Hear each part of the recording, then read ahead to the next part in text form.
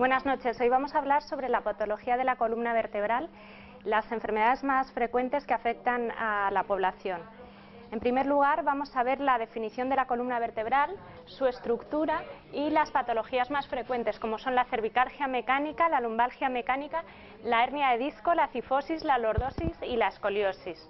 La columna vertebral da soporte al tronco y protege la médula espinal, proporciona puntos de unión para las vértebras y para las costillas, y existen discos intervertebrales entre una vértebra y la siguiente que tienen una función de absorber los impactos que se producen durante la marcha y durante las actividades físicas, y permiten una mejor flexión y extensión de la columna vertebral.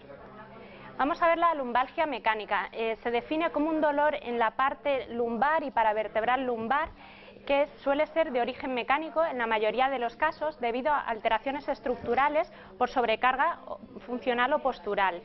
El paciente suele tener un gran dolor en la zona lumbar, localizado en la parte inferior de la espalda, los glúteos, e incluso puede llegar a sufrir dolor en los miembros inferiores. Podría incluso también tener una sensación de hormigueo. El diagnóstico, para un correcto diagnóstico siempre se debe acudir al médico, pero esta enfermedad suele ser de buen pronóstico. El tratamiento se puede abordar desde 3 puntos diferentes: un tratamiento farmacológico con analgésicos y antiinflamatorios, tanto tópicos, en spray o en crema. Además, también se puede abordar con fajas lumbares que refuercen toda la musculatura lumbar, y por último también con cinesiterapia, ejercicios que lo que nos permitan es reforzar toda esta musculatura lumbar. La cervicalgia mecánica se define como dolor en la columna cervical que puede involucrar una o varias estructuras neurovasculares o musculoesqueléticas. El dolor puede irradiar hacia la zona de la cabeza o hacia la zona de los brazos, y si irradia hacia la zona de la cabeza puede incluso provocar vértigos. El origen es diverso, aunque frecuentemente es de origen mecánico debido a una mala postura mantenida de la cabeza, de los brazos o de los hombros, o por cargar peso de forma estática. El tratamiento puede ser reposo relativo. El paciente solo debe evitar aquellas actividades o movimientos que le causen un excesivo dolor. También se puede abordar desde el punto de vista farmacológico con sprays, con cremas de uso tópico que alivien, si el paciente lo requiere, ese dolor o esa inflamación. También podremos utilizar ortesis, como son los collarines blandos o los collarines semirrígidos, que van a aliviar el dolor. La hernia de disco se define como un desplazamiento del disco intervertebral por ruptura del anillo fibroso, lo que causa que el disco se desplace hacia atrás o a nivel lateral dentro de la columna vertebral. Estos discos intervertebrales pueden causar que se compriman nervios o que se comprima la propia médula espinal, y así causar dolor o pérdida de sensibilidad o hormigueo de la zona afectada o inervada por ese nervio. Es importante acudir al médico para un correcto diagnóstico y así descartar otras enfermedades más importantes, como enfermedades ginecológicas, enfermedades renales o enfermedades tumorales.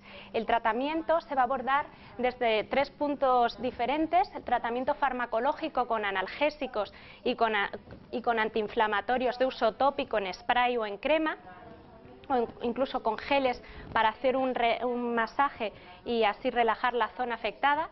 También el tratamiento va a ser con ortesis diversas, fajas lumbares de doble refuerzo, fajas lumbares ligeras o fajas acrolumbares, que lo que van a hacer es fortalecer y dar un mayor soporte a la columna en esa zona. También los ejercicios de fisioterapia van a estar muy indicados en estos pacientes para así aliviar las contracturas que puedan existir y reforzar la columna a nivel lumbar.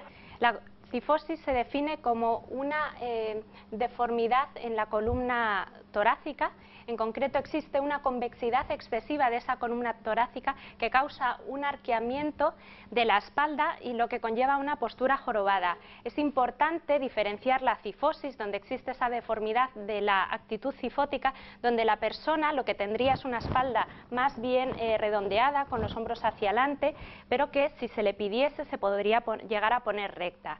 Las causas pueden ser una mala postura durante la adolescencia, aquellas niñas que cuando empiezan a crecerle las mamas intentan ocultarlas echando los hombros hacia adelante.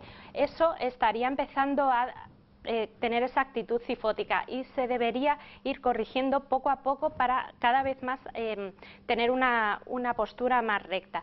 También puede aparecer esta cifosis en la menopausia y esta sería de más difícil curación. También puede aparecer cifosis asociada a otras enfermedades más graves como son la ataxia espástica o la enfermedad de Scheuermann. La lordosis se define como una excesiva curvatura de la columna lumbar que origina una apariencia de postura inclinada y glúteos prominentes.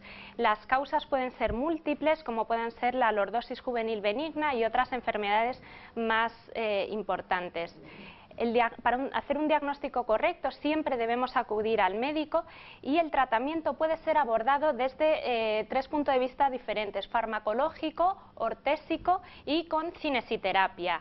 La escoliosis es una desviación lateral de la columna vertebral y una madre por inspección visual puede hacer un diagnóstico temprano de la escoliosis en sus hijos, viendo si existe un desnivel en los hombros, una curvatura anómala en la columna y si las caderas están desniveladas.